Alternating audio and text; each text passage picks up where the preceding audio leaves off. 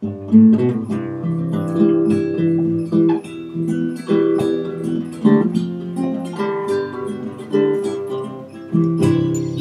my bucolic life, we have the city strife. Horses, chicks, and dogs, they are my neighbors. I cook and some spin, and move the horses into the barn. Then time to move them out again. Red barns, green pastures, beautiful my houses. The view I see each day when I arise. This life pleases me, as it is plain to see. I'm living my bucolic life.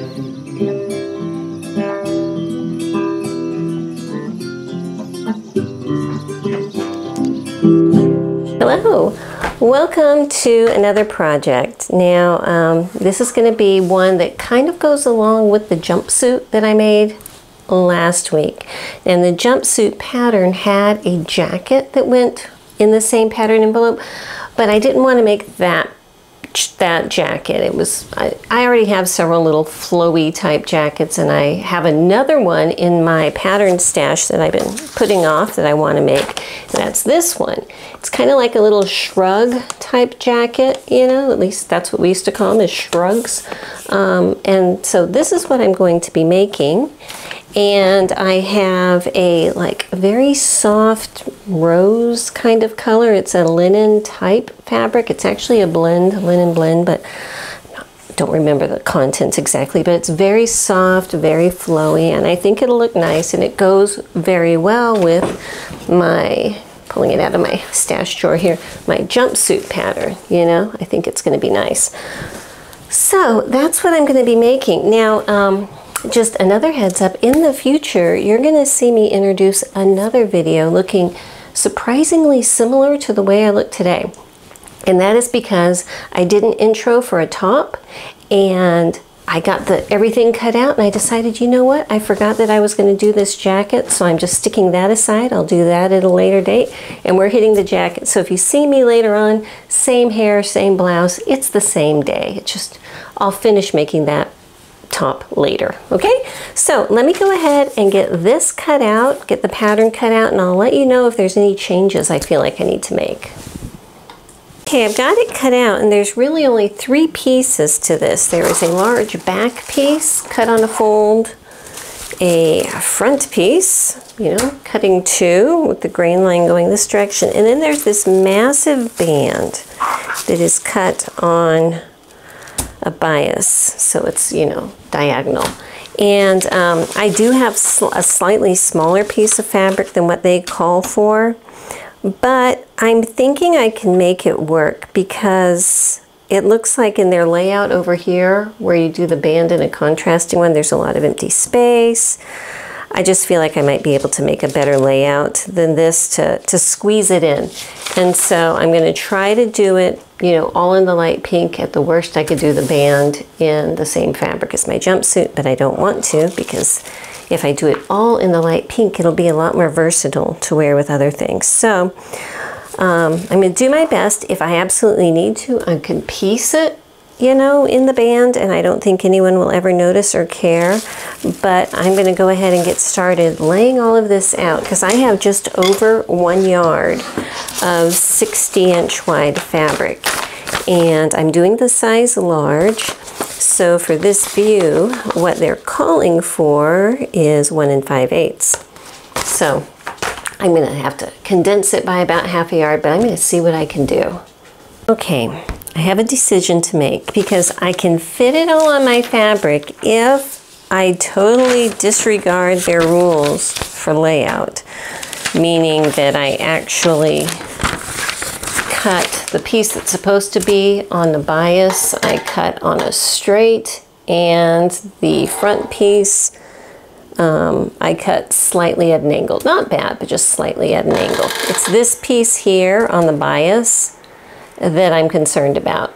Tighten up my camera here. So I just took a peek at the sewing instructions, and when you cut something on a bias, it has some stretch to it. You know, you can mold it. It's like bias tape. You can stretch it and ease it around a circle easier. And so I believe that is probably why they had this piece cut on a bias, okay? But as drapey as this fabric is, and I mean, it's a little shrug, and even on hers, it looks like it's not a perfect fold and everything, you know? I'm thinking if this band won't stretch and I have to somehow ease the jacket part into the band instead of stretching the band to match the jacket, I don't think that's going to be the end of the world. And I would much rather do that and have everything in the same fabric than have to do this in the flower fabric, which wouldn't look bad, but I'd be more limited in what I can wear it with. So with that being said, this is going to be an interesting adventure here. I would have bought more of this. When I bought it, I loved it, but this is all that was on the bolt. So I got what there was, and we're gonna make do. That's what you do with sewing, you make do. So let me go ahead and get these 3 pieces cut out, and we'll start putting it together. I wanted to show you, we've got Pearl back out today, my favorite old Meister machine that was my grandmother's. For a long time I've been very nervous because I had a big piece over here that had broken off. The casting had just broken and I wasn't able to fix it, and I couldn't weld the part back together because it was broken too badly and yada yada yada. But thank you for fabulous viewers who encouraged me to keep trying, and so now instead of trying to fix the part, that part is permanently welded to the machine. It was functioning before, but the stitch length was all over the place. So it's there, it's welded to the machine and bolted in. Hopefully it will never fall off because, you know, it can't come off now, and the entire machine would have to break for it to come off. So very happy she is back in 100% mode here, and I'm going to be using her today. Okay, so looking at the instructions here for jacket D and E, the only difference is because one has a contrasting band, but it's the same jacket.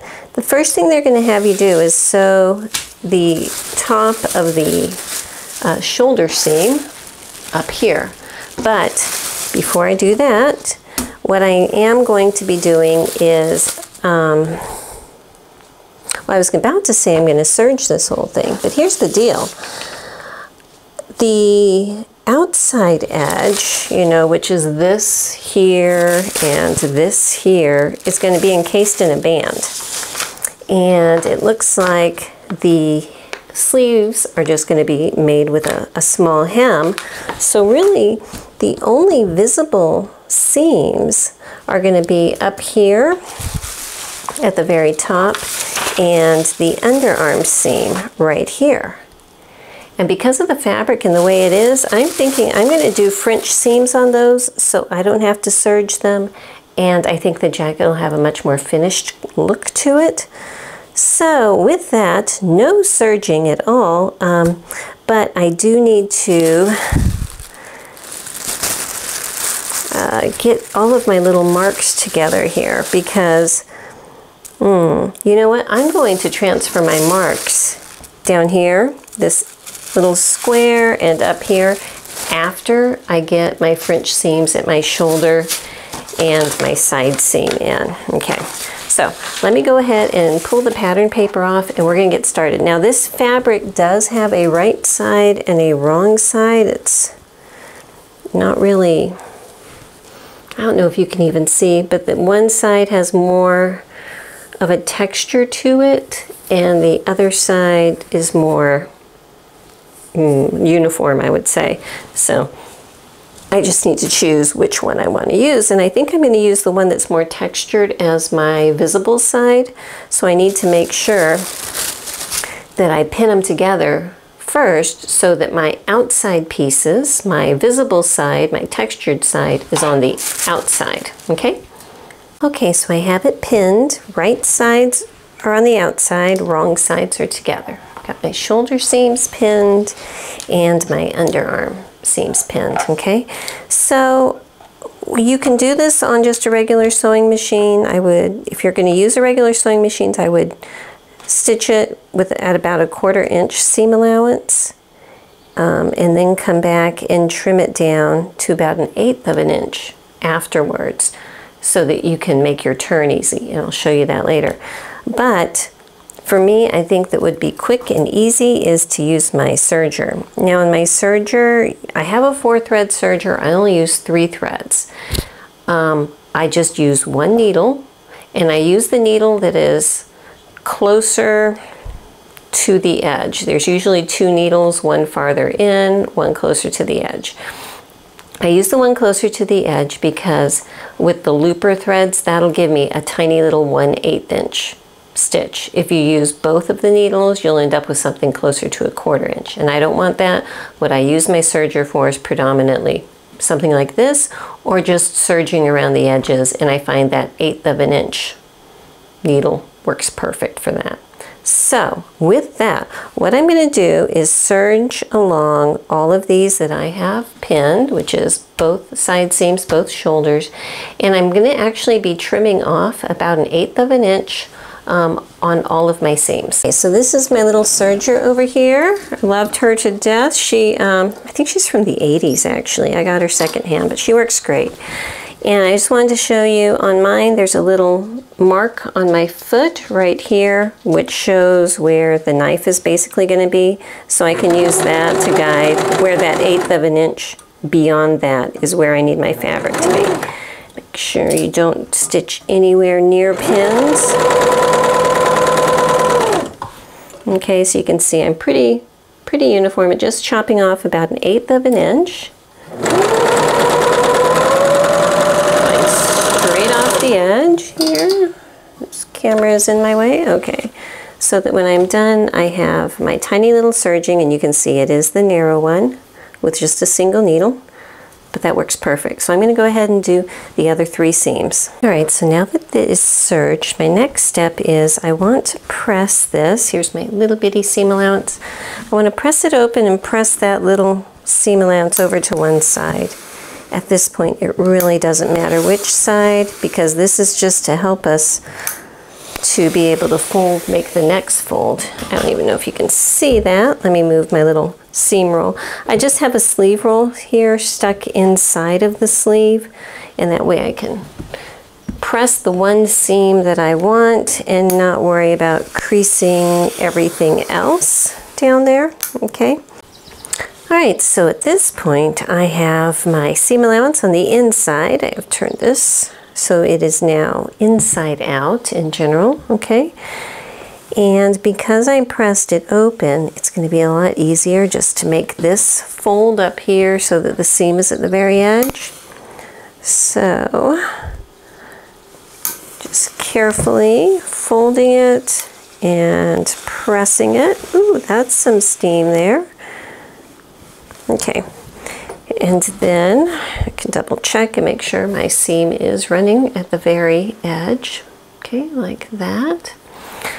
So now I can go ahead and pin it and go to my sewing machine and stitch this at a 1/4 inch seam allowance, and that should totally encapsulate that little serging seam allowance that's inside there.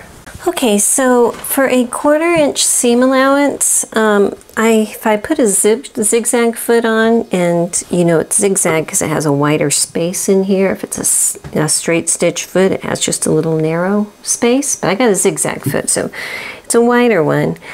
If I put the edge of my foot just inside the edge of my fabric, that is pretty close to a 1/4 inch. And for what we're doing, that is fine. It doesn't need to be, you know, absolutely perfect. And just to warn you, the motor on Pearl, it's got this plastic shaft that is really noisy. It works, but it's really noisy, so just ignore that noise.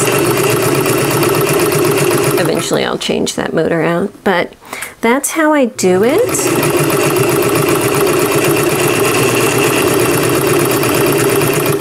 So let me just keep on going.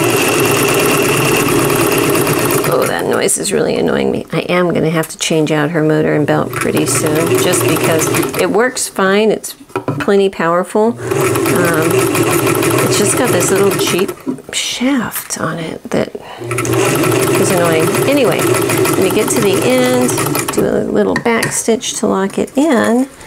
And now this is what it's going to look like for my finished French seam. Okay, that is technically the inside. From the outside, okay, it looks like a nice seam. On the inside, everything is encased. And I am going to go ahead and just press it. I'm going to press the seam allowance towards the back. Doesn't really make a huge difference, but pressing it towards the back is more customary.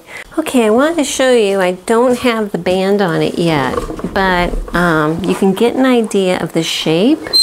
Has the nice little drape, nice lightweight. I think it's going to be exactly what I want. The Shrugs, they don't have like a front. It's more like exaggerated sleeves and back, but the front part just isn't there.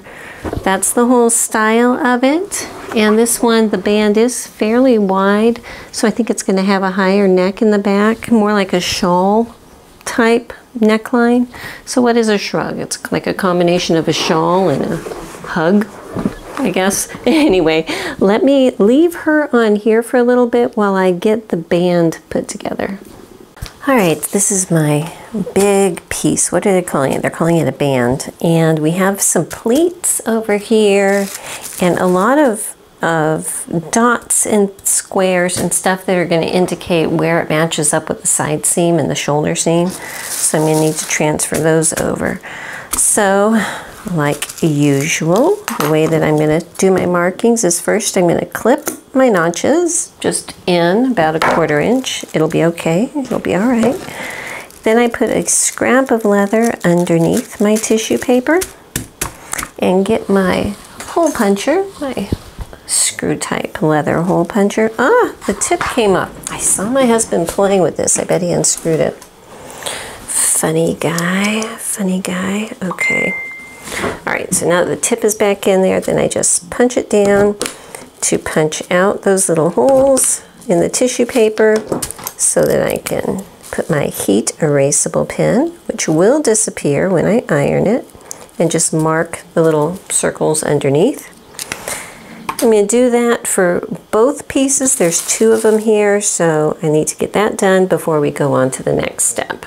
Okay, so I need to work on this band, and their instructions are going to have you put it on in such a way that there's going to be a visible seam allowance in there, and I don't want that since I went to all the effort to do French seams and everything.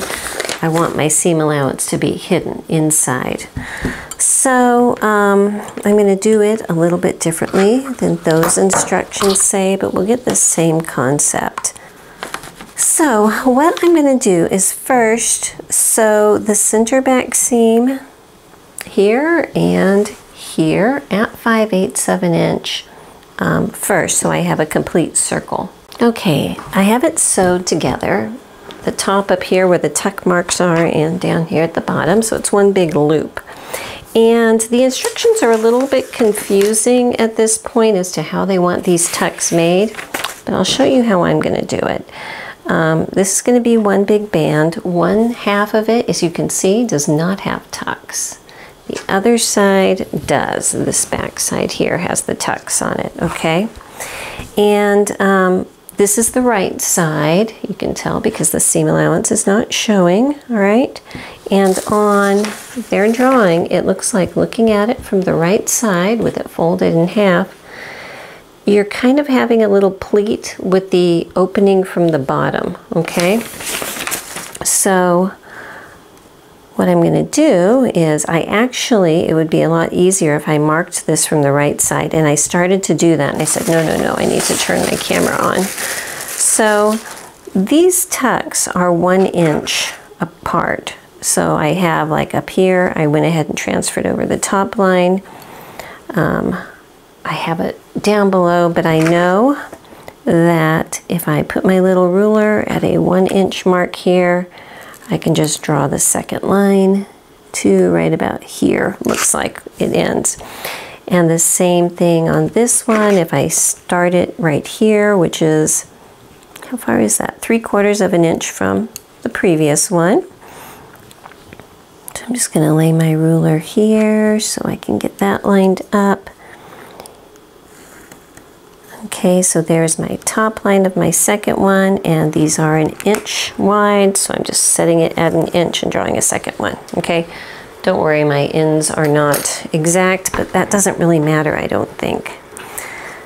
So just so I'm working only one side at a time, I'm unfolding this, and I'm going to fold the top line of each tuck down so it matches the bottom line, and that's going to give me the opening from the bottom like this, okay, like this little diagram right there. So I'm going to go ahead and pin this just in the center, and it looks like they want us to stitch it. Let me put my little pin here and here for the entire length of the stitching line, okay? And the stitching line is about 2.5 inches from the center. So just to make my life easier, I'm going to put a little crosshatch point there and up here where that point is going to be so that it's going to be uniform on both sides, here and here. Okay, if you can see those. And now I'm going to fold the top one, the top line down to meet the bottom. And I have my little crosshatch line there so I can see where I need to stop stitching. Okay, this is just a lot easier, I think, to me at least, than the way that I can see on the instructions, and it's going to do the same thing. So now, on my sewing machine, from this little beginning mark, 2.5 inches in from the edge, I'm just going to edge stitch this tuck all the way to here, and the same with this one. So after I stitched it, I ironed it, which erased all my marks. You know, I didn't press it very far, just a little bit beyond where those little pleats are. So now I'm going to sew it on, and obviously I'm sewing it differently than what the instructions say. So the first thing I'm going to do is sew it to the wrong side, to the inside. So for the wrong side here, I'm going to sew the part that does not have pleats, okay? I need to find my exact center back, which I did not mark, but I can just fold this and pinch it right there, and I'll have a little mark where my center back is. Okay, so I'm going to place this with the right side of my little band towards the wrong side of my center back here, and pin that in place. I'm going to put 2 pins, one on each side of the seam allowance. And remember, I cut my band out on the straight instead of on a bias, so if there's going to be an issue, this step will be the one.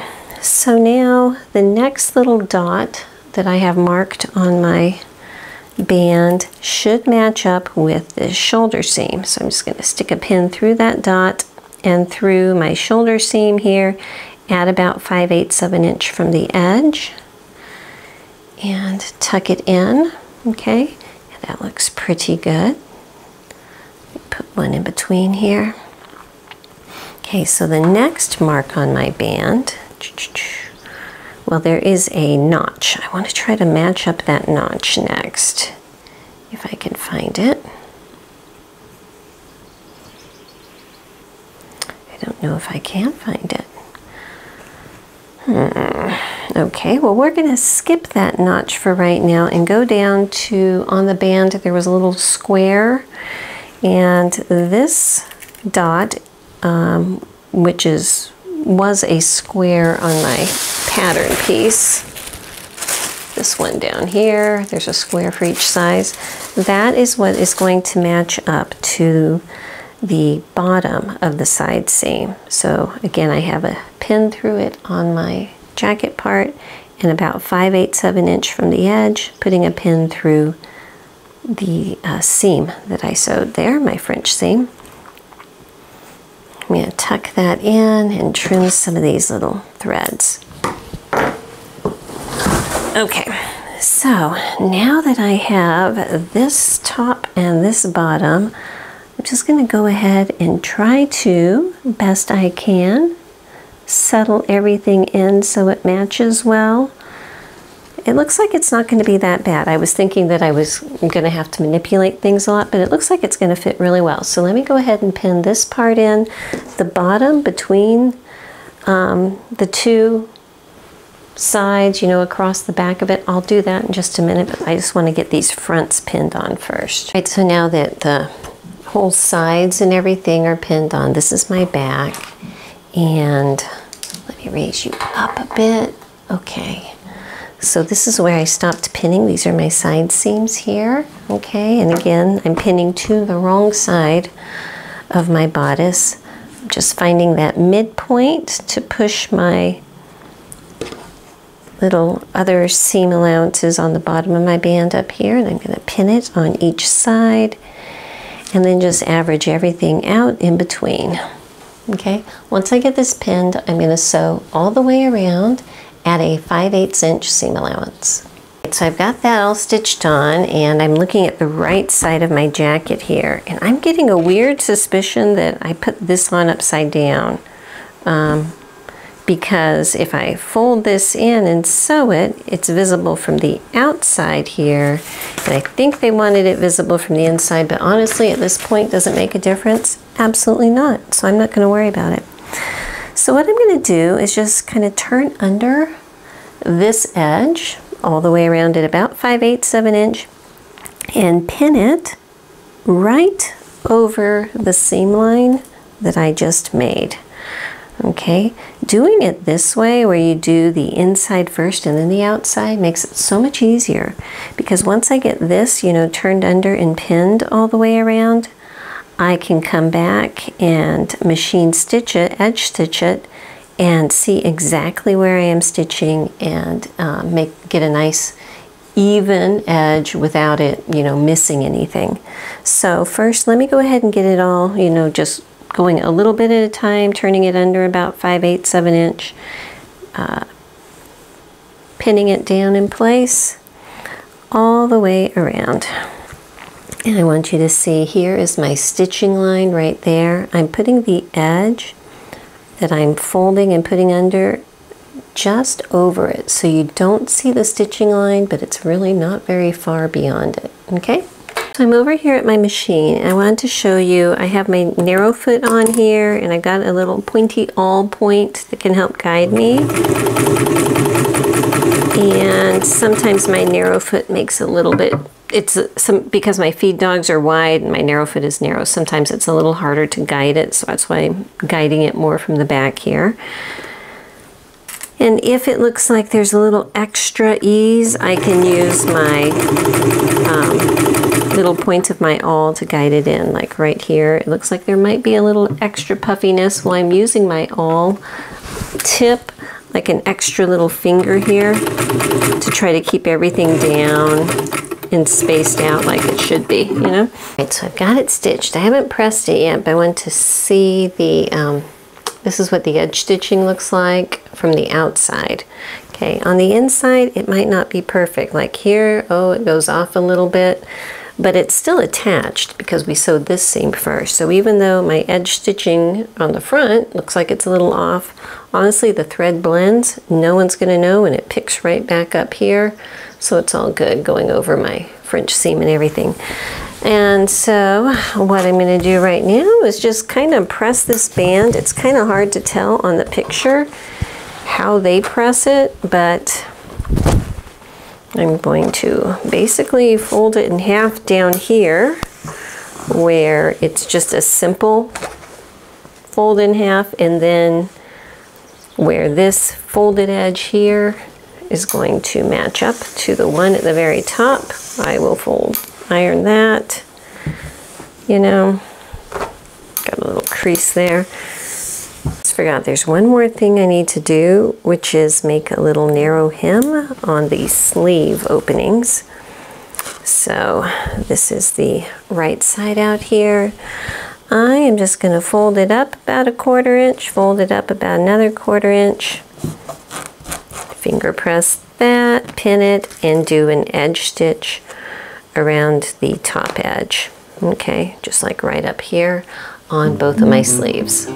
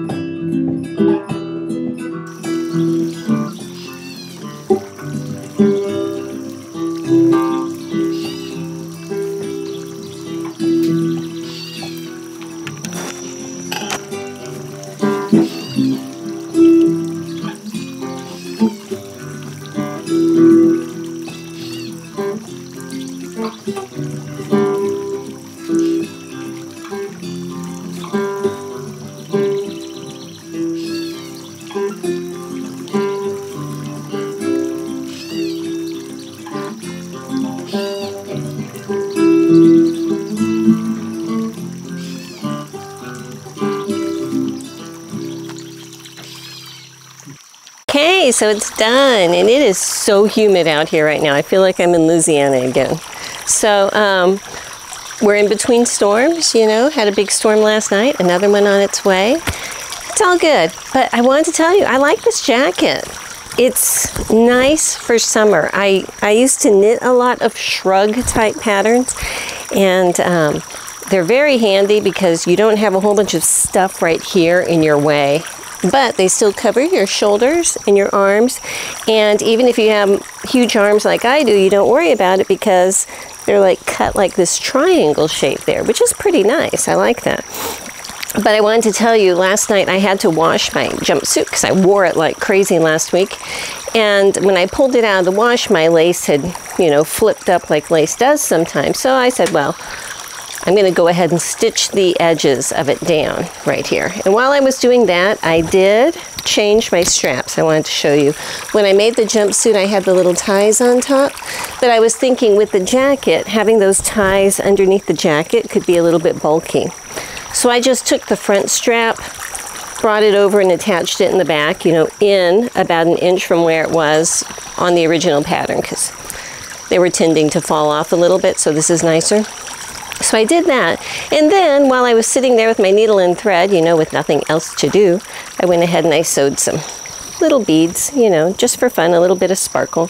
So I like that. So anyhow, I like it. This is a very quick make, an extremely quick make.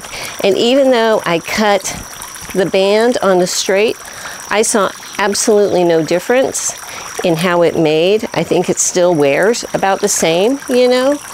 These things, because they're on this big curve, they're never going to lay exactly flat, you know. It might lay a little flatter if it was cut on the bias, but I don't think that it's that dramatic of a change. So if you need to make it fit on a smaller piece of fabric, be my guest. Enjoy it. So I think that the next storm is about to hit. I feel the wind picking up a bit, so I am going to run in. Hope you liked the video, and I'll see you next time. Bye-bye.